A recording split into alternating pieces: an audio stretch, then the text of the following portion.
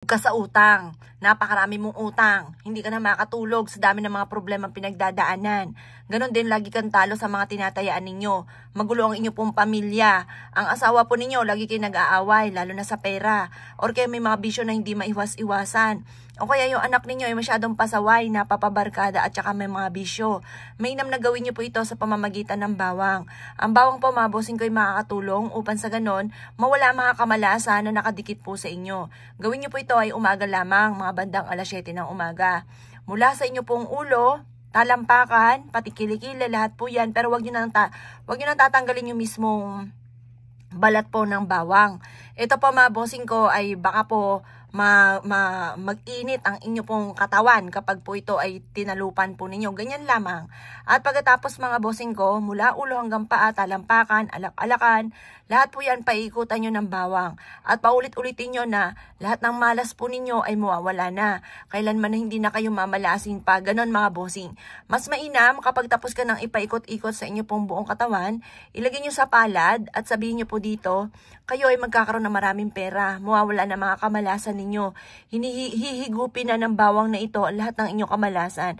At kailanman na hindi ka na mamumblema tungkol sa usapin ng pera. I-wish nyo na lahat ang gusto po ninyo na walang gamit na sana, direct to the point. At kayo mismo ay maa-amaze sa dami ng mga blessing na darating po sa inyo.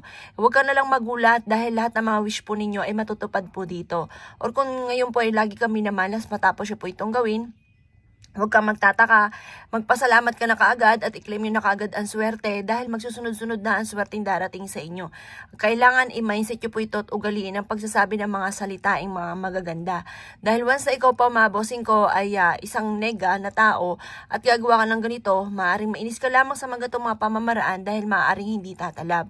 Kaya dapat po, mga bossing ko, kung ikaw ay gagawa ng ganitong mga pamamaraan, kailangan ay may 100% kang paniniwala. Proven po ito, mga bossing. Kaya kung kinaniwala at nais po itong gawin, abay huwag ka na magpatumpik-tumpik pa. Makakatulong po ito upang sa ganon, imbis na kamalasan ay puro kaswertehan ang darating sa inyo. Kayo mismo ay maa-amaze sa dami-dami ng mga blessing na darating. Hindi ka na lagi mamumblema tungkol sa usapin ng pera. Hindi ka na lagi mamumblema kung bakit ikaw ay minamalas. Hindi na magkakaroon ng pag-aaway sa loob ng inyong tahanan. Pero syempre, bukod sa panalangin ng time team at kung ang problema ay pera, dadagdagan mo lalo ang sipag at tiyaga. At may patutungan ng inyong pagiging masipag at matyaga. Gawin nyo po ito. At pagtapos nyo po itong mag-wish ka na nakaganyan, mga bossing ko, eto, mas mainam, ilalagay nyo po ito sa may gilid ng pintuan ng main door. Hayaan nyo siyang matuyo. Kapag natuyo siya, marami na yung mga nahigop na negative energy, itapon nyo na po siya. At kung may kakayahan ka, gawin nyo po muli ito. Kada sumasapit ang unang pasok ng buwan, mga bossing. Upang sa ganon, isang buwan ka na maging masagana, isang buwan ka na maging maswerte, at makamit ko ano man ang inyong ninanais. Kaya ako kininiwala at nais po itong gawin, asya mga boss. Good luck po sa iyo po lahat.